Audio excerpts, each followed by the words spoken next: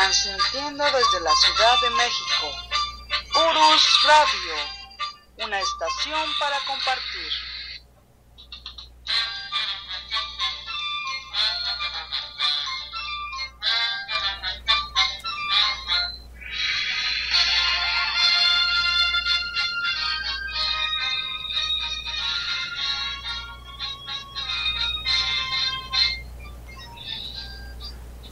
Hola, ¿qué tal? ¿Cómo están? Muy buenas noches. Los saludo, soy Doris y estamos transmitiendo en vivo desde la cabina de Urus Radio, su programa de la verdadera historia de México, hoy 24 de julio de 2017.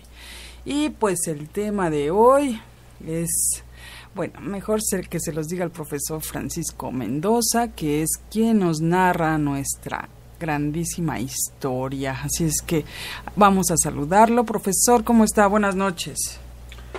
Licenciada, ¿cómo está usted? Muy buenas noches, con el gusto de estar de nuevo por aquí en este lunes, licenciada, con el tema de, hace poco lo comentábamos en un programa, que se cumplieron 150 años del fusilamiento de Maximiliano en el Cerro de las Campanas, el 19 de junio. Y que iba a haber algunas ceremonias aquí en Ciudad de México, una iglesia ahí en Polanco, donde iba a estar el tatarasobrino, no sé si me sea válida la expresión, de Maximiliano, y que invitaban a una misa solemne y a un te deum a la memoria del emperador. Entonces nos dimos a la tarea de investigar un poquito sobre el tema. Entonces vamos a hablar precisamente de eso, de Maximiliano a 150 años de su fusilamiento.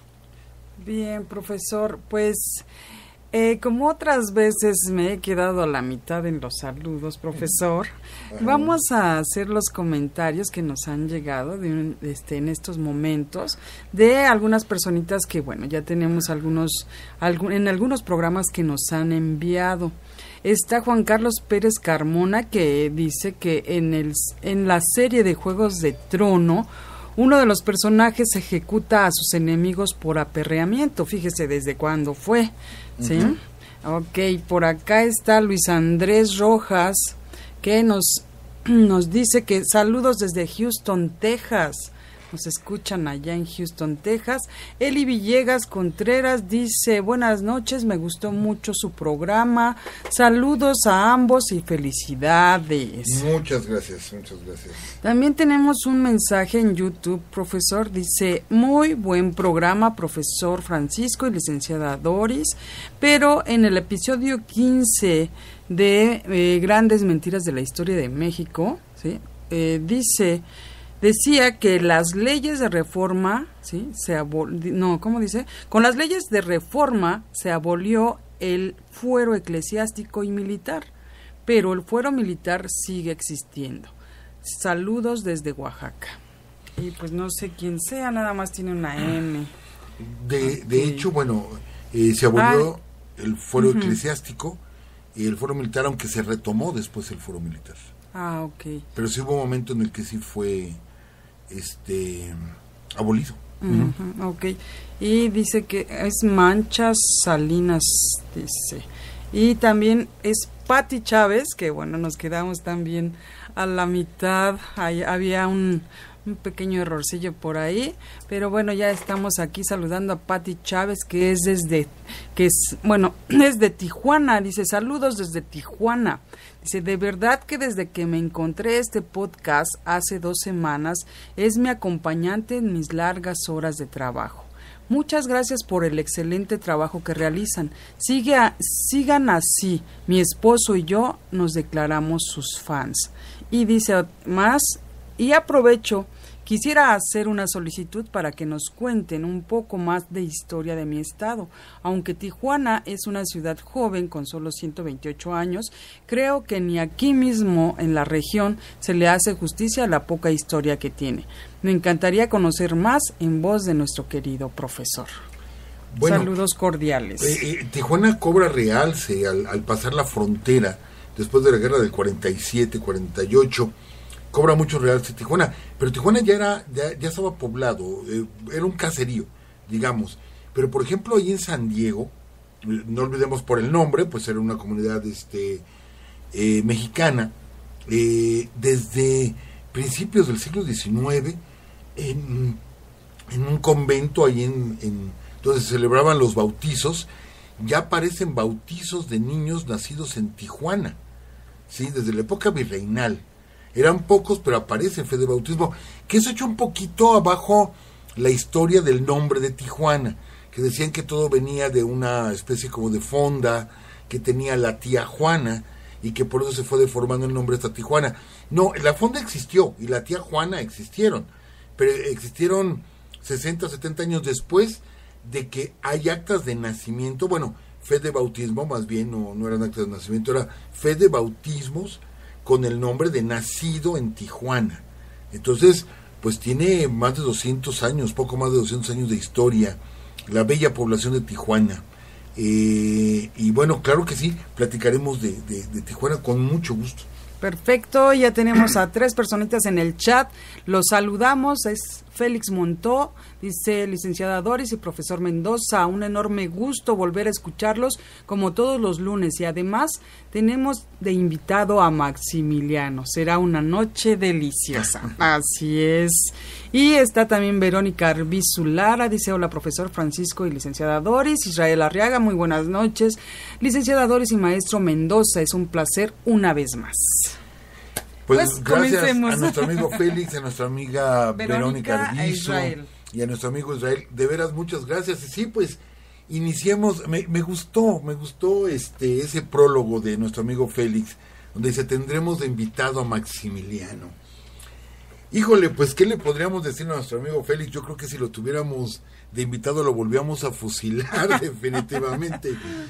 Pero bueno, sí, está de invitado el día de hoy porque hay más cosas. Hace poco hablábamos en un programa de lo que es la identidad del mexicano, de dónde nos llegan muchas cosas a los mexicanos.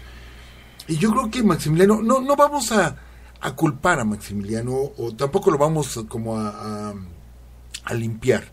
Es un protagonista de la historia. Siempre hemos dicho que no fue todo lo malo que dicen, pero tampoco fue todo lo bueno que otros enarbolan. Tuvo cosas buenas, cosas malas. Una de esas cosas malas, pues es la ley que él aprueba del 25 de enero del 62. Bueno, que él impone esa ley que ya se había establecido, donde se declara traidor y la orden de fusilamiento a cualquiera que apoye a Benito Juárez. Les había llegado la noticia aquí en la Ciudad de México de que Juárez había abandonado el territorio nacional. En ese momento, pues digamos legalmente dejaba de ser presidente, y con esto Maximiliano dice, pues ya nadie tiene por qué apoyarlo, puesto que él no es presidente, por lo tanto, señores, fusilen al que lo apoye.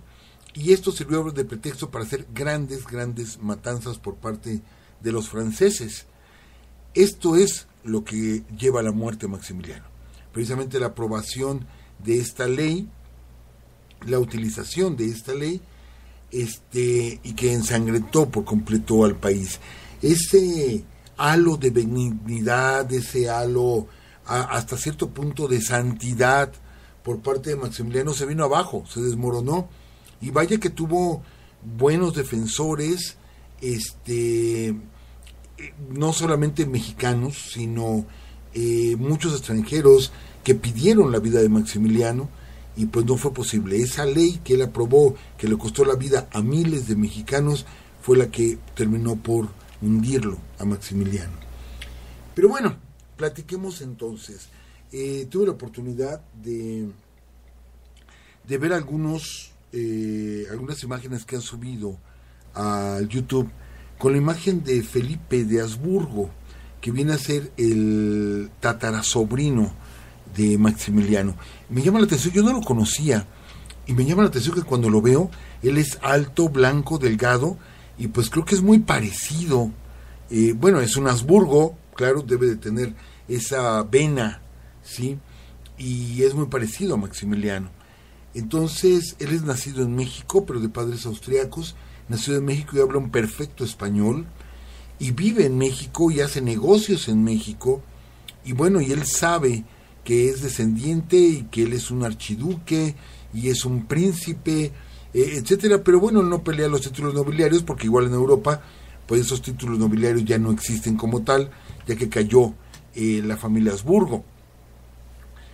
Pero bueno, ¿qué es lo que pasa? O sea, nos han pedido, la semana pasada nos pedía uno de nuestros amigos, hablen de Maximiliano. Ya hemos platicado aquí varias veces de Maximiliano, insisto, también de esa historia de don Justo Armas, de que si Maximiliano muere en El Salvador. Tuvimos la oportunidad de estar frente a la tumba de Justo Armas, platicar con gente que está haciendo la investigación en El Salvador sobre la vida de este hombre. No pudimos platicar con Deneque, que es el periodista que descubre toda esta trama, porque estaba muy enfermo, pero platicamos con gente cercana a Deneque, para que nos aportaran más datos, y es asombroso, de veras es asombroso. No se puede todavía confirmar que haya sido Maximiliano, que haya salvado la vida Maximiliano, no se ha podido confirmar, pero de que las coincidencias son extraordinarias, de veras lo son, empezando porque los restos de Justo Armas en El Salvador ya fueron analizados, y efectivamente es un Habsburgo, o sea, sí es descendiente de esta familia europea. Entonces, ¿qué hace un Habsburgo en El Salvador? O sea, no tiene sentido, pues. No porque hagamos a un lado a nuestros amigos salvadoreños, a quienes les enviamos un caluroso saludo, sino que es un país pequeño, como que a los Habsburgo les gusta más el lucimiento, las cosas más en grandes. ¿Por qué tenía que irse a ese país? Pero bueno, platiquemos entonces de la muerte de Maximiliano otra vez, pero con más anécdotas, con más cosas muy interesantes sobre la muerte. Es verdaderamente una tragedia, amigos, licenciada, es realmente una tragedia. Por eso se han escrito decenas y decenas de libros sobre la muerte de Maximiliano, pero lo que más impacta es el efecto Maximiliano. Esto es, ¿por qué los mexicanos de pronto vemos con esa idolatría a los extranjeros? Es más, licenciada, a lo mejor usted se acuerda, y si no, yo le sugiero que busque por ahí en YouTube la famosa imagen del vestido rosa de Carlota. Es la imagen, es el retrato más conocido de la emperatriz Carlota, engalanada en un precioso vestido de color rosa, que nunca usó en su vida, nunca lo utilizó.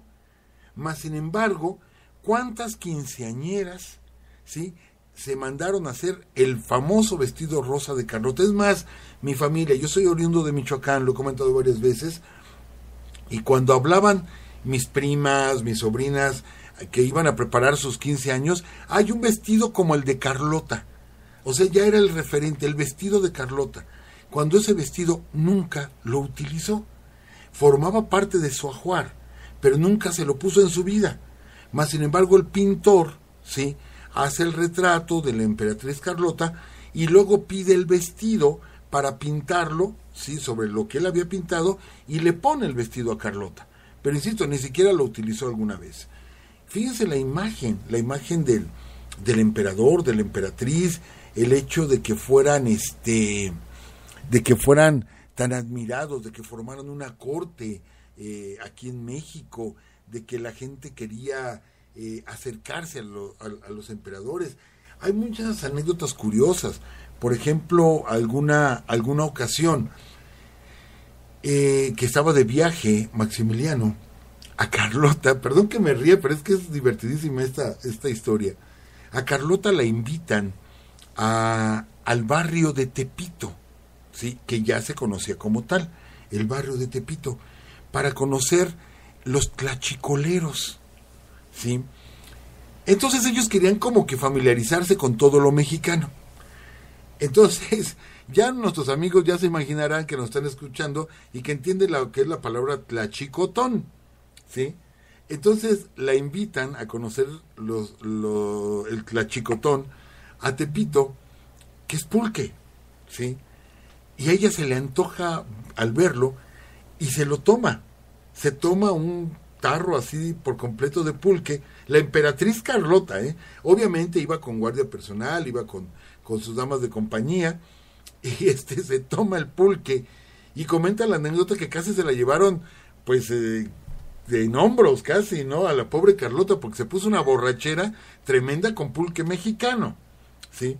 Entonces, ellos en su afán, insisto, de acercarse al pueblo, de ser aceptados, no olvidemos que cuando ellos llegan a México, Veracruz está desolado, no salió nadie a recibir a los emperadores, pero entendemos que Veracruz era una ciudad totalmente liberal, totalmente republicana, a diferencia de Puebla, por ejemplo, que Puebla sí sale la gente, les hace arcos de flores, en Cholula igual se hacen arcos de flores, y de ahí empieza una caravana con los emperadores que termina en la hacienda de San Juan de Aragón, que es de donde estamos transmitiendo nosotros. Aquí pasaron su última noche los emperadores antes de llegar a la Ciudad de México. Al otro día llegan, hay multitudes recibiendo a los emperadores, mas sin embargo sabemos que Maximiliano tuvo que dormir en una mesa de billar porque no aguantaba las chinches del Palacio Nacional. Pero bueno, ese tipo de cosas llenas de anécdotas. Pero, ¿qué se movía en todo esto? Hablamos casi siempre de Maximiliano y nos olvidamos de lo que estaba haciendo Juárez en ese momento. Juárez estaba escapando, hemos comentado algunas cosas, pero por ejemplo, cuando los franceses se comienzan a retirar de México y el ejército republicano comienza a avanzar al mando del general Mariano Escobedo, comienza a avanzar, hay una anécdota ahí fabulosa, ¿sí? Amigos, si ustedes ubican la ciudad de Zacatecas, está coronada por el famoso Cerro de la Bufa. Actualmente en el Cerro de la Bufa hay un teleférico y hay una estatua ecuestre del general Francisco Villa y del general, creo también hay del general Felipe Ángeles, que toman el Cerro de la Bufa en aquella épica batalla de Zacatecas durante la Revolución Mexicana. Pero en la época de Maximiliano, Miramón toma el mando del ejército imperial. Él sabe, o ellos saben, que Juárez ya bajó de Chihuahua y se encuentra en Zacatecas. Pero la avanzada del ejército republicano está en San Luis Potosí. Y el ejército imperial está luchando contra los liberales, los republicanos, allí en San Luis. Y de pronto se le ocurre a Miguel Miramón sorprender a Benito Juárez, que estaba en Zacatecas. Toma 2,000 hombres, ¿sí? Y en secreto, viajando casi de noche, avanza, llega a Zacatecas y ataca la ciudad por sorpresa. Amigos, ubiquen de nuevo el Cerro de la Bufa. Es un punto muy alto de la ciudad. Entonces comentan que cuando él toma la ciudad de Zacatecas, derrota a la guarnición que estaba ahí defendiendo, toman el Cerro de la Bufa y desde arriba él ve el carruaje de Benito Juárez donde está escapando, el famoso carruaje negro. Entonces cuando ve que se está escapando Benito Juárez, ¿sí?, lanza a sus hombres que estaban en la cima del Cerro de la Bufa, lanza a sus hombres a que atrapen a Benito Juárez. Pero lo que comentan es que el carruaje, dicen que iba como alma que lleva el diablo, ¿sí?, porque estaba demasiado ligero el carruaje y no le pueden dar alcance, ¿sí? No le dan alcance, caballos a galope no alcanzan el carruaje de Juárez, pero gente que ve pasar el carruaje afirma que el carruaje iba vacío, no estaba ahí Benito Juárez. ¿Qué pasa? Que habían utilizado el famoso carruaje de Juárez como un señuelo, mientras Juárez se escapaba por el otro lado de la ciudad montado a caballo. A ver, amigos, licenciada, ubiquen a Juárez montado a caballo. Nunca ni se le retrató, ni se comentaba nada de que Juárez fuera jinete. Es la única vez en la historia de Benito Juárez que se sabe que se subió a un caballo, y fue para escapar de Miramón cuando lo sorprendió ahí en Zacatecas. Entonces él se escapa en un caballo que le dan rápido cuando ya lo están cercando.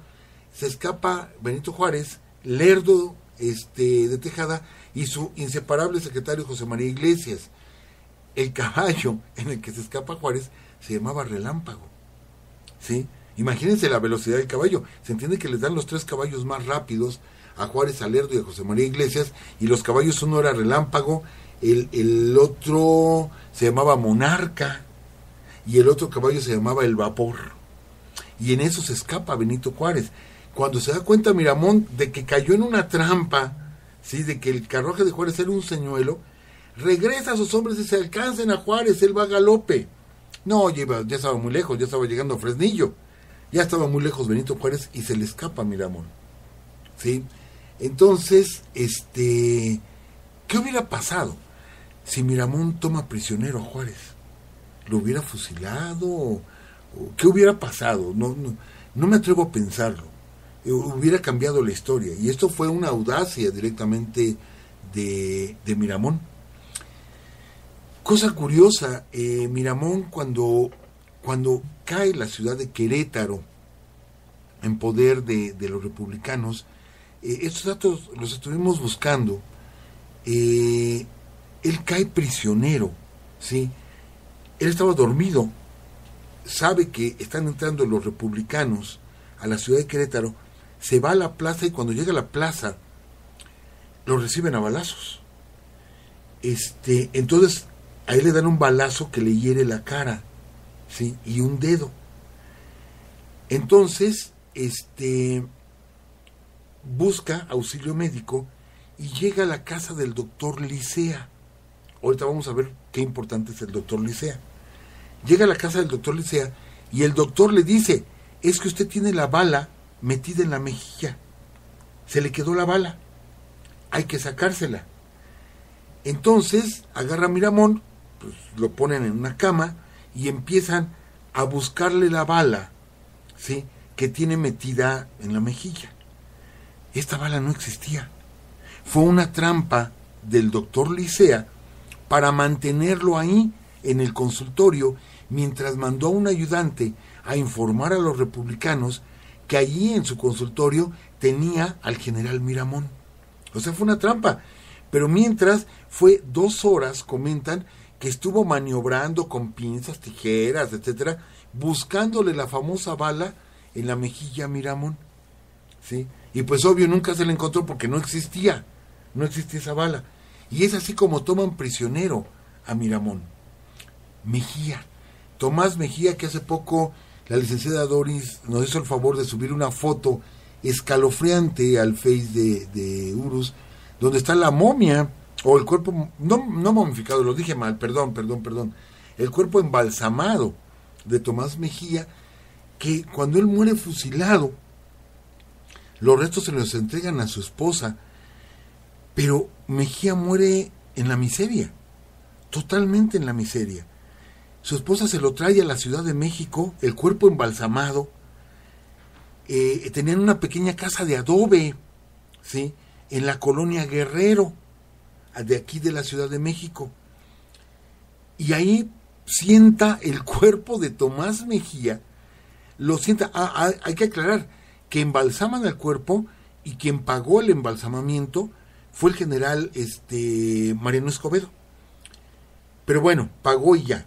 Y aquí en la Ciudad de México, ahí en la casa de Guerrero, la casa de adobes, sientan al general Tomás Mejía y ahí duró muchísimo tiempo, hasta que Juárez se entera que todavía no entierran a Tomás Mejía porque la viuda no tiene un centavo para enterrarlo, y el mismo Benito Juárez de su bolsa, no dinero del gobierno, dinero de él, paga un pedazo en el Panteón de San Fernando, ¿sí?, para poder enterrar al general Mejía. Uno piensa, bueno, si eran enemigos, totalmente enemigos, ¿por qué se compadeció de pronto Benito Juárez para pagarle, ¿sí?, el entierro a uno de sus más acérrimos rivales? Muchos dicen que es que se identificó. Tomás Mejía era un indígena otomí de pura raza. Y comentan, fíjense bien, porque ya hemos platicado varias cosas de la muerte de Maximiliano, pero esto no lo habíamos platicado. Cuando están en el paredón, la pregunta es, ¿por qué Maximiliano le cambia el lugar a Miramón? Que nos hacía muy bien la observación la licenciada, que dice, pero si Maximiliano había pedido que los mejores tiradores le dispararan a él, en el momento que cambia el lugar con Miramón, pues le tocaron no tan buenos tiradores y por eso Miramón muere en la primera descarga, ¿sí? Y es muy cierto lo que decía la licenciada, él mismo buscó su agonía. Tomás Mejía recibe a los emperadores. Tomás Mejía le es leal a Maximiliano. A él no le caían muy bien los franceses, pero pelea al lado de ellos. Todo el tiempo pelea al lado de los franceses. Y es más, sabemos que Tomás Mejía una ocasión tomó prisionero al general Mariano Escobedo y le perdona la vida y lo deja escapar. Y cuando Tomás Mejía es hecho prisionero, junto con el emperador, son hechos prisioneros en el Cerro de las Campanas, por ahí se pensaban escapar.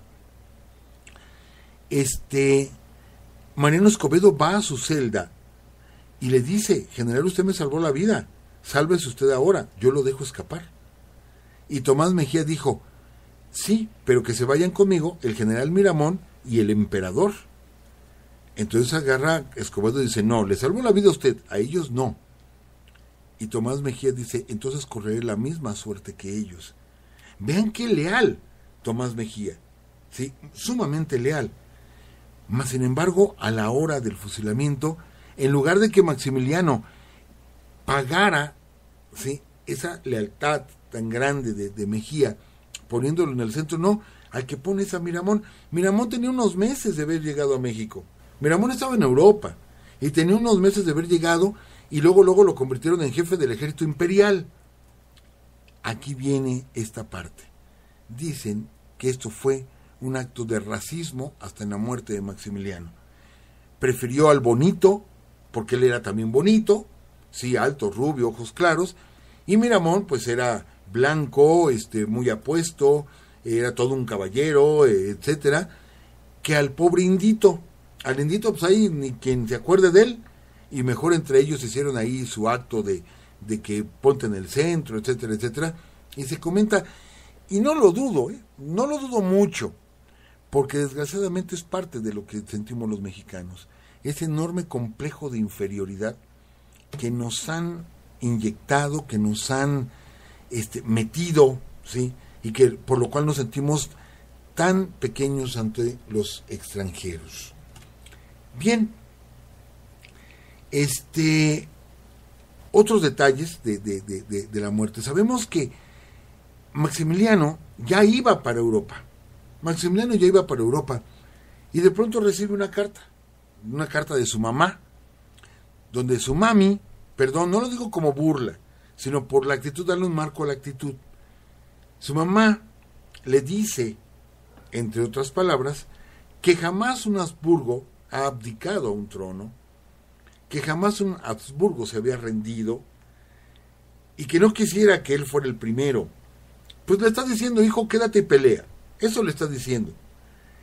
Cuando él ya iba para Europa, ¿sí?, y decide regresarse, las tropas imperiales, lo que queda de las tropas imperiales, junto con las tropas conservadoras, se están metiendo a la ciudad de Querétaro.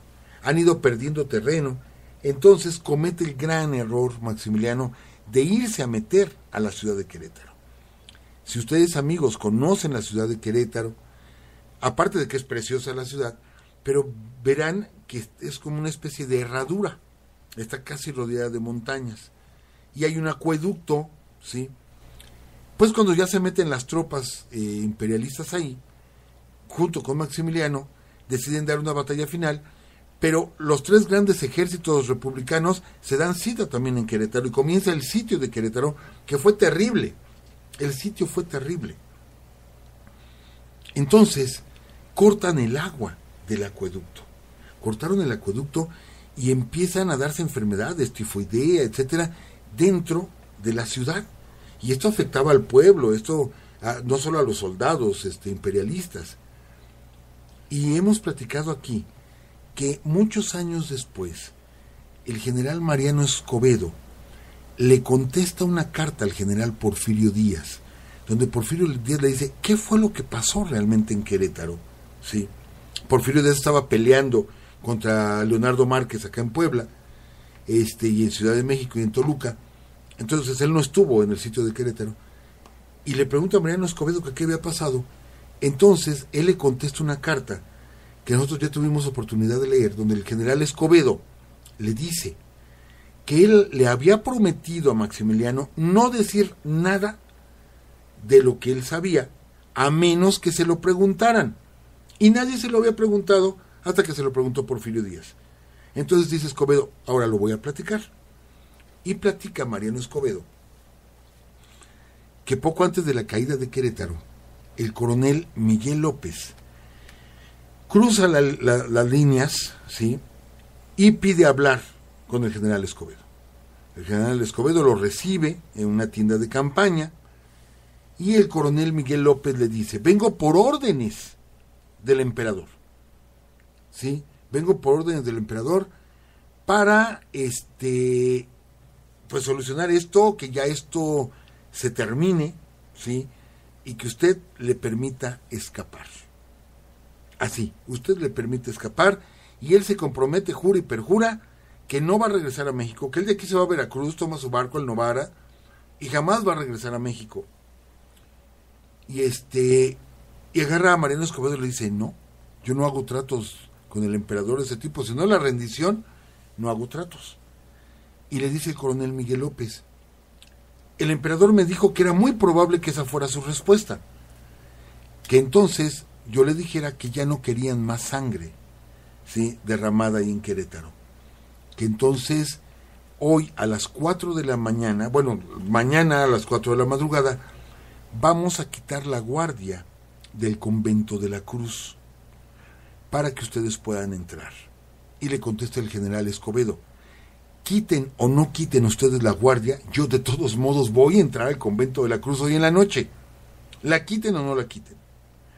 Pero la historia dice, ¿sí?, que no hubo batalla, sino que por un boquete que hasta el día de hoy, amigos de Querétaro que nos escuchan, creo que está nuestro amigo Miguel Cervantes y algunos otros amigos que nos escuchan en Querétaro, o amigos de todo el resto del país, cuando vayan ustedes a la ciudad de Querétaro, los van a llevar al convento de la Cruz. Es parte de los tours turísticos. Y allá adentro hay un árbol que da unas espinas en forma de cruz y que le salen otras espinas en los lugares donde fue, digamos, crucificado Jesucristo.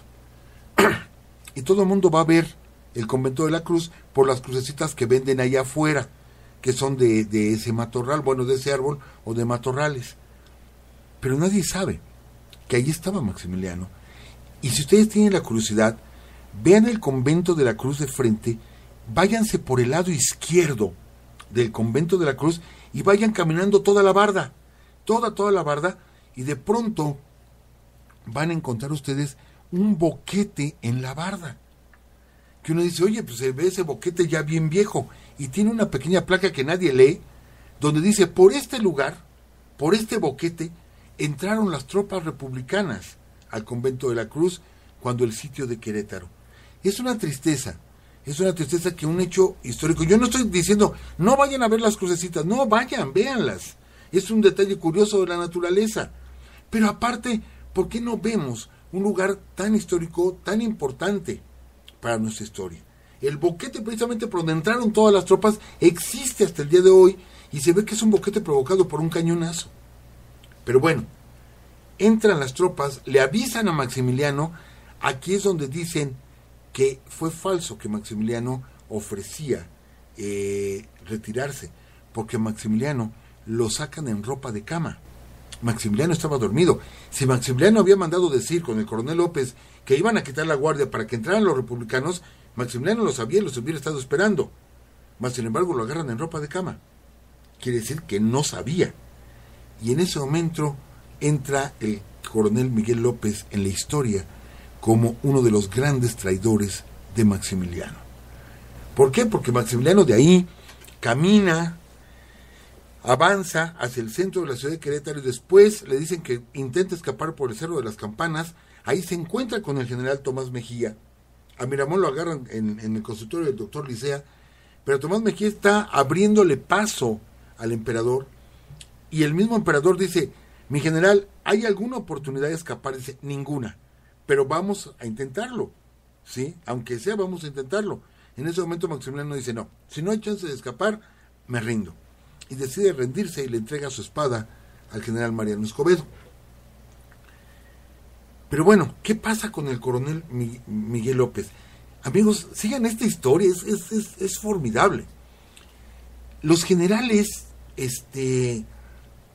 imperialistas son capturados, los oficiales y todo, Mejía Miramón al paredón y todo. Pero curiosamente, Miguel López, sí, que fue el que se entrevistó con Mariano Escobedo, sale de Querétaro y nadie lo detiene y trae un salvoconducto directamente firmado por Mariano Escobedo. Llega a la Ciudad de México y va a un banco en la Ciudad de México, si mal no recuerdo fue al Banco de Londres y México, y lleva un pagaré por 10,000 pesos e intenta cambiar este pagaré. Quiere decir que eso es lo que él cobró por traicionar al emperador, ¿sí?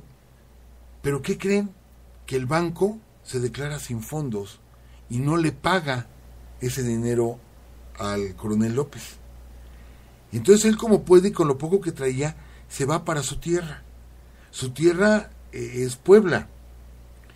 Para ese tiempo, todo el trayecto que hizo, ya están fusilando a Maximiliano. Cuando él llega a su casa a Puebla, él había sido muy apegado al emperador y le había pedido al emperador que le bautizara a un niño, o sea que era compadre del emperador. Entonces, cuando llega a su casa, su esposa se para en la puerta y dice: aquí no entras hasta que no me traigas a mi compadre vivo. La mujer ya se había enterado que lo habían fusilado y ella hubiera querido que su marido muriera con el emperador, pero de pronto va a llegar al marido y dice: no, ¿tú qué estás haciendo aquí? Aquí no entras si no me traes al emperador vivo. Y no lo volvió a dejar entrar en su casa, al coronel Miguel López. Pero no para en eso la historia. Miguel López era visto como traidor por los imperialistas por vender al emperador, pero también era visto como traidor por los liberales.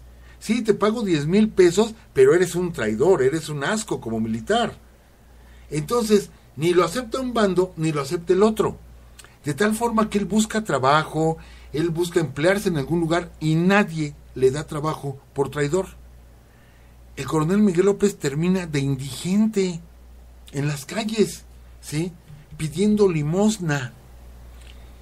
Y para colmo de males, y esto los imperialistas dicen que fue el castigo de Dios por haber traicionado al emperador, para colmo de males, él la única compañía que tenía era un perro, y resulta que al perro le da rabia, y su propio perro lo muerde, y lo infecta de rabia al coronel Miguel López, y de eso muere de rabia el coronel Miguel López. Por eso dicen los imperialistas, que son cristianos, católicos, fue un castigo de Dios por haber traicionado a Maximiliano. Y bueno, todavía tenemos otro traidor, Leonardo Márquez, que Leonardo Márquez estaba en Querétaro, y cuando se ven cercados, ¿sí?, el ejército imperial, que eran poco más de 10,000 hombres, agarra y dice: voy por auxilio a la Ciudad de México, me llevo la caballería y me voy por auxilio. Se saca 3,000 hombres y jamás regresó a Querétaro. Es más, Maximiliano estaba esperando que regresara con un gran ejército, ¿sí?, Leonardo Márquez. Leonardo Márquez no regresa, lucha contra Porfirio Díaz en Ciudad de México, lucha contra Díaz en Toluca y dice: señores, me voy. Y en lugar de correr la suerte, vean la diferencia con Tomás Mejía, que dice: voy a correr la misma suerte que el emperador. Leonardo Márquez dice: adiós. ¿Cómo se fue? No se sabe, pero apareció un año después en La Habana, Cuba. Allá se fue a exiliar y regresó a México ya hasta la época de Porfirio Díaz. Es cuando regresa Leonardo Márquez, otro gran traidor de Maximiliano, ¿sí? ¿Qué pasa entonces? Maximiliano le ofrecen los diplomáticos extranjeros acreditados en México, le ofrecen que lo van a sacar y que necesitan 100,000 pesos para sobornar a la guardia y abrirle un camino y poderlo sacar de Querétaro. Entonces Maximiliano acepta. Él no se quería morir, acepta, ¿sí?, pero él no tiene dinero. Entonces decide firmar unos pagarés. Aguas, amigos imperialistas que están escuchando. Maximiliano decide firmar los pagarés por 100,000 pesos, pero se requería la firma de 3 personas. Y él le pide a sus amigos extranjeros, representantes de las Cortes Europeas, que firmen los pagarés. Uno de ellos lo hace, pero después se arrepiente y corta su firma del pagaré, y así se lo regresan a Maximiliano, y se da cuenta de que nadie lo va a apoyar. Está completamente solo. Lo traicionaron algunos mexicanos, pero también lo traicionaron los extranjeros, ¿sí? Se da cuenta de esto Mariano Escobedo y corre a todos los representantes extranjeros, los corre de Querétaro, por temor a que sí de pronto organizaran un escape de Maximiliano. Este dato no lo conocíamos, pero bueno, lo aportamos. Los extranjeros también traicionaron a Maximiliano. No estoy poniendo como víctima a Maximiliano, insisto, provocó miles de muertes en el país, pero insisto, fue toda una tragedia todo esto, y hay que aclarar muchas cosas, y yo les sugiero, licenciado, amigos, porque se nos acabó el tiempo, que continuemos con este tema para la próxima semana. Pues a mí me parece perfecto, profesor, porque faltan muchísimas cosas que decir, y pues aquí lo esperamos para el próximo lunes. Pero bueno, algo. Sí, rapidísimo, saludos a nuestros amigos Arturo Sánchez, a Elvia, Diego Cervantes, al profesor Walter, profesor Elisa, José Luis León, Arturo Garay, Enrique Suárez, saludos para todos ellos. Ya licenciado, ya. Ya. Bueno, también tenemos aquí saludos de Eric Olea, se oye Eric Olea. Dice, saludos a los dos desde Tecámac, Estado de México. Un abrazo para nuestro querido amigo Víctor Espinosa también, manda saludos, un like. Está por acá Cristóbal, dice, hoy una gran pérdida para el deporte nacional. Se fue el entrenador de lucha, Saprián Petrov Doichev, búlgaro, nacionalizado mexicano. Así es, no sabíamos, no teníamos ese dato, y sí, un gran entrenador mexicano de lucha, sí tenemos referencia de él. Bien, también saludos a Marisela, saludos a Ángel, también tenemos a más personitas aquí en el chat.